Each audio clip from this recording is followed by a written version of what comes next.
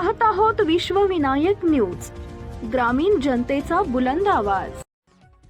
बारामती तालुका पोलिसांनी भिगवण रोडवरील प्रणव लॉजवर छापा टाकत देह व्यापाराच्या अड्ड्यावर मोठी कारवाई केली आहे। या कारवाईत 5 जणांना ताब्यात घेण्यात आले असून 4 महिलांची सुटका करण्यात आली आहे।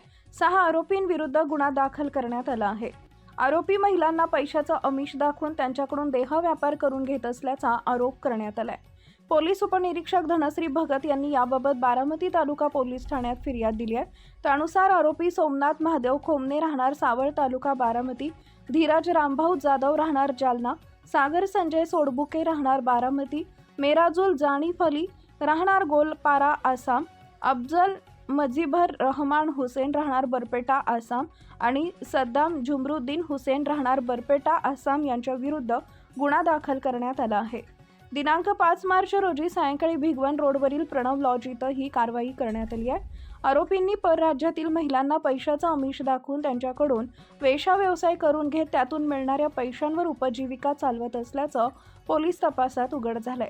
या कारवाईत पोलिसांनी आसाम येथील रहिवासी असलेल्या 3 वय वर्ष 30, वय वर्ष 21, वय वर्ष 26 आणि पश्चिम बंगाल येथील 1 वय वर्ष 22 अशा 4 महिलांची सुटका केली आहे।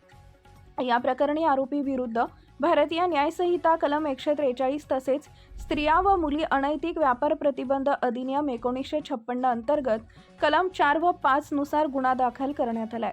या प्रकरणाचा तपास पोलीस निरीक्षक चंद्रशेखर यादव करत आहेत। या कारवाईमुळे लॉजिंग व्यावसायिकांमध्ये खळबळ उडाली आहे। ही कारवाई पोलीस अधीक्षक संदीप सिंह गिल, अपर पोलीस अधीक्षक गणेश बिरादार, उपविभागीय पोलीस अधिकारी सुदर्शन राठोड यांच्या मार्गदर्शनाखाली पोलीस निरीक्षक चंद्रशेखर यादव, पोलीस उपनिरीक्षक युवराज पाटील, धनश्री भगत, पोलीस अंमलदार नितीन ढवाण, भारत खारतोडे, दादा दराडे, निलेश वाकळे, सोनारी सूर्यवंशी, स्मिता गायकवाड, चालक अफरीन शेख, विठ्ठल तरंगे यांनी केली आहे।